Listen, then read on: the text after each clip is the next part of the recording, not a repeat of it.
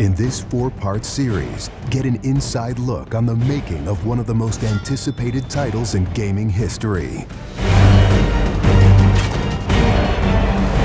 This is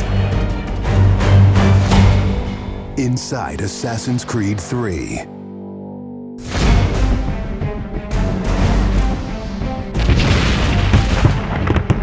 Something we really wanted to emphasize was the sheer brutality of combat in the period. We've all seen the paintings of the Revolution, and death is glorified, death is angelic, but it wasn't that way on the battlefield. It was a brutal conflict. It feels that you're constantly going through dynamic fights, and that's not something technically we could do in the past. So it was like a personal challenge on the team to say, no, I think we can do this.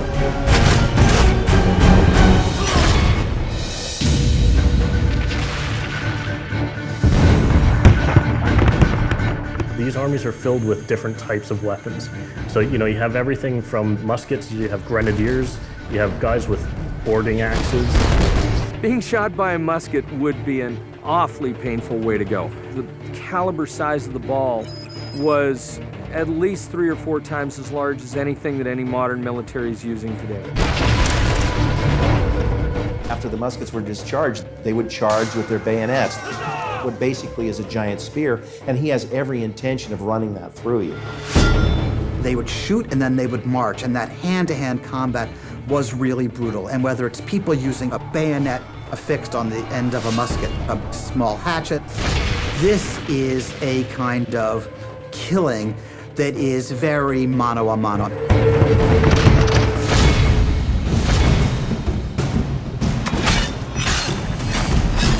All the animations, all the weapons are brand new.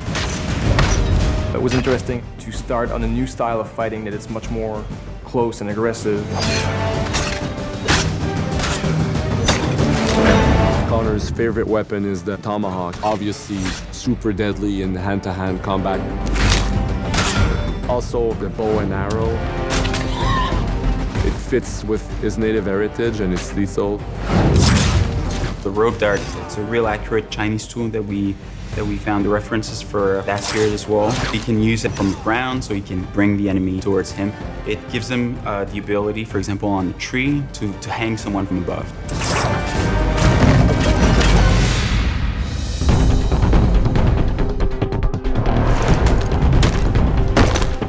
In Assassin's Creed 3, the one thing that we decided to do is to revamp the fight system from scratch.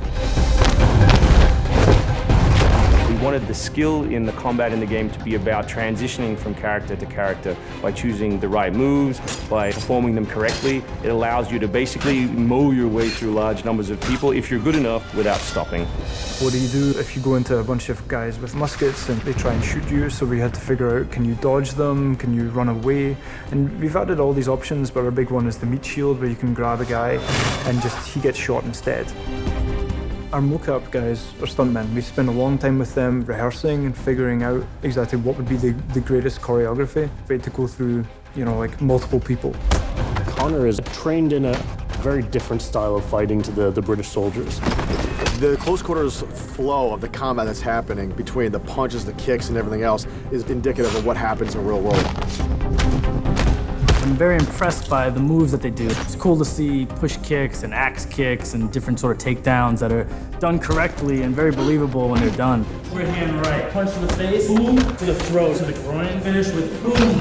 This is something new for us that we're really proud of. It's fast, it's fluid, and you go through these guys like butter.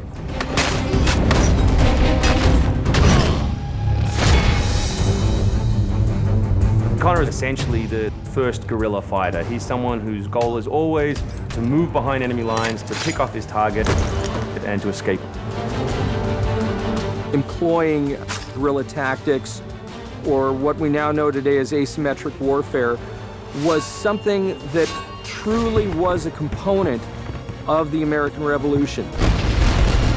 They learned what we would think of as guerrilla-style warfare. You sort of hit quickly and then disappear.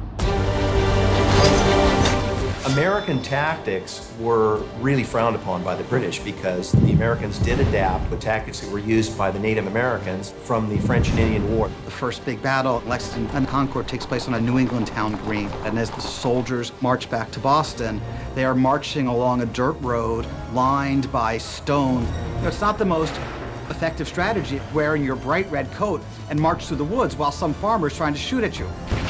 The Americans brought a tactic that they couldn't really cope with. They essentially took it away from the battlefield and they started guerrilla tactics.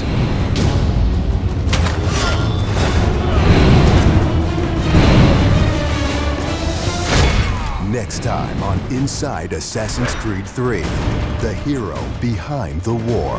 Connor is the hero of the American Revolution.